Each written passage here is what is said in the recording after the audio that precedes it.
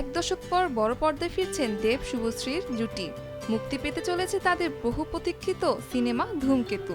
কলকাতা নজরুল মঞ্চে সিনেমার ট্রেলার মুক্তির অনুষ্ঠানে দুই তারকার উপস্থিতি ছিল চোখে পড়ার মতো।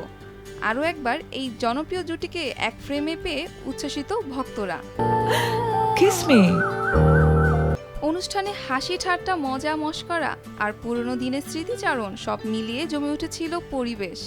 দেব ও শুভশ্রী দুজনেই খোশ মেজাজে ছিলেন। এই জুটির প্রত্যাবর্তন ঘিরে দর্শক অনুরাগীদের মধ্যে উন্মাদনা তুঙ্গে।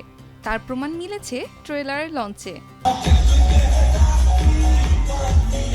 অনুষ্ঠান সঞ্চালনার দায়িত্বে ছিলেন অভিনেতা রোহান ভট্টাচার্য।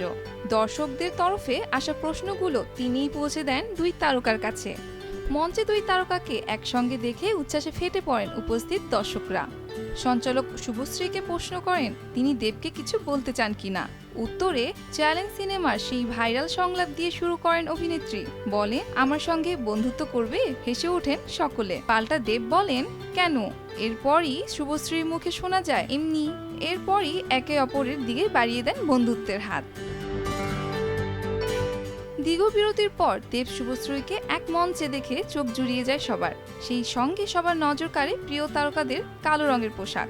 দেব ও শুভশ্রীকে শেষ একসঙ্গে দেখা গিয়েছিল ধূমকেতু সিনেমার শুটিংয়ে। এরপর ব্যক্তিগত কারণেই তারা আর একসঙ্গে কাজ করেননি। পর্দার মতো বাস্তবেও প্রেম ছিল তাদের, তবে একসময় সেই প্রেম ভেঙে যায়। এরপর আর প্রকাশ্যে একসঙ্গে দেখা হয়নি তাদের। 10 বছর পর ফের আরও একবার দেখা মিলল তাদের।